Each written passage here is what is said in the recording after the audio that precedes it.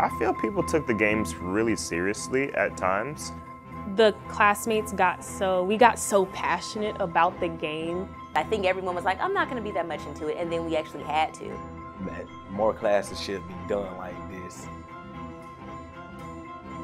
In the fall of 2017, the Georgia State University History Department piloted a new kind of curriculum, reacting to the past.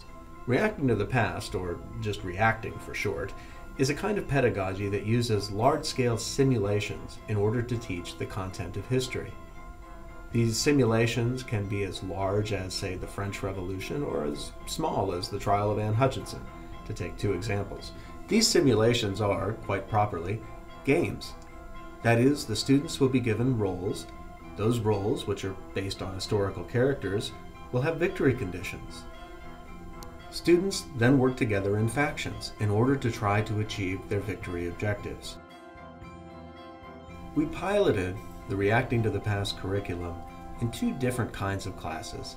The first was an upper division class, the second, a survey. In the upper division class, which was History 3900, Historical Aspects of Human Rights, we did a simulation of the United Nations during the Rwanda crisis of 1994. Maybe my question should be, can France define civil war and genocide? Right. How do we know it's only civilians being targeted and not RPF forces? Can you define civil war and genocide first? Not until we can tell us if there are RPF forces hidden amongst the Yes, I'm population. asking. But that has been done before. I'm asking you a philosophical question. Can you, in France's philosophy, define what is a genocide and what's a civil war? No comment. In History 2110, which is the one-semester United States History Survey, we played two games. One was the 11th Pillar, which is about the ratification of the Constitution. The second was a simulation of the 1968 Democratic National Convention. One of the reasons that Reacting to the Past is so successful as a pedagogy is because it's a game. Being a game means that not only is the subject matter more fun to learn, but quite curiously, the students come up with far more meaningful collaborations than they would otherwise. So an RTTP simulation often is oriented around two or sometimes more than two factions or interest groups that are really trying to sway a middle group of indeterminates through a series of persuasive maneuvers that are then meant to convince people in the middle that what they're saying is right.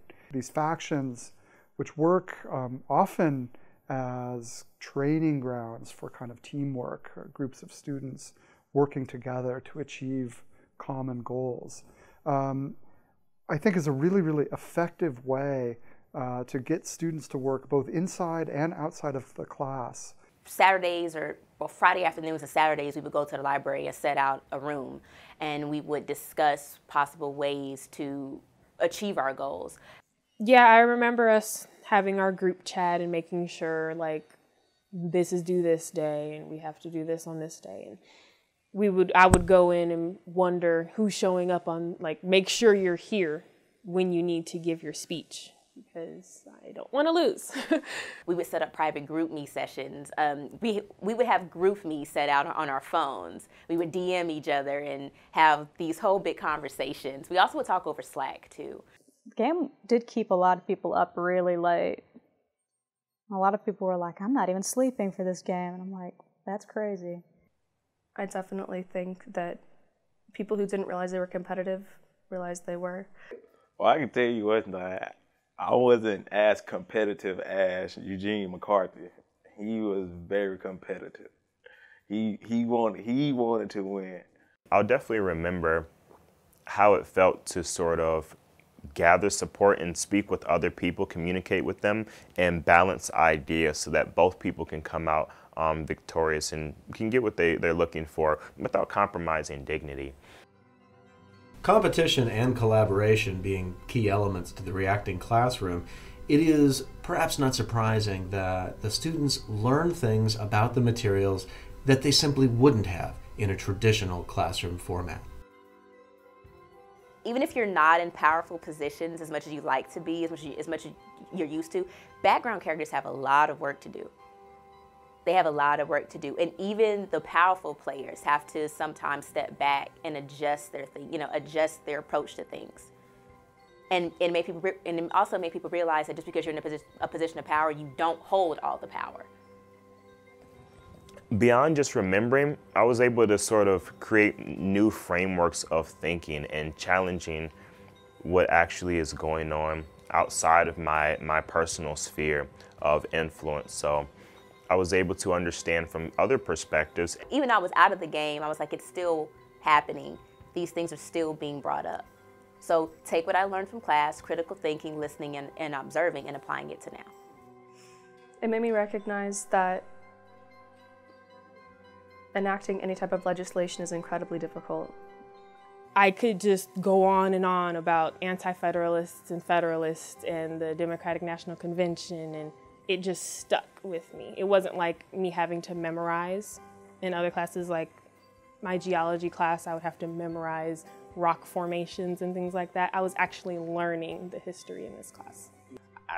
1968, hey, if you were living in 1968 and you were part of that, hey, all praise to you. Cause definitely if you was like a yippie, like one of the protesters, cause they were just doing so much, everything.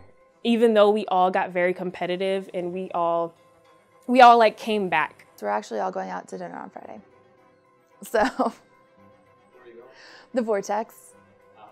So we're all excited. And I know some things maybe don't turn out, how it's supposed to be. Then a lot of that was due to the fact that we don't have 50-minute session.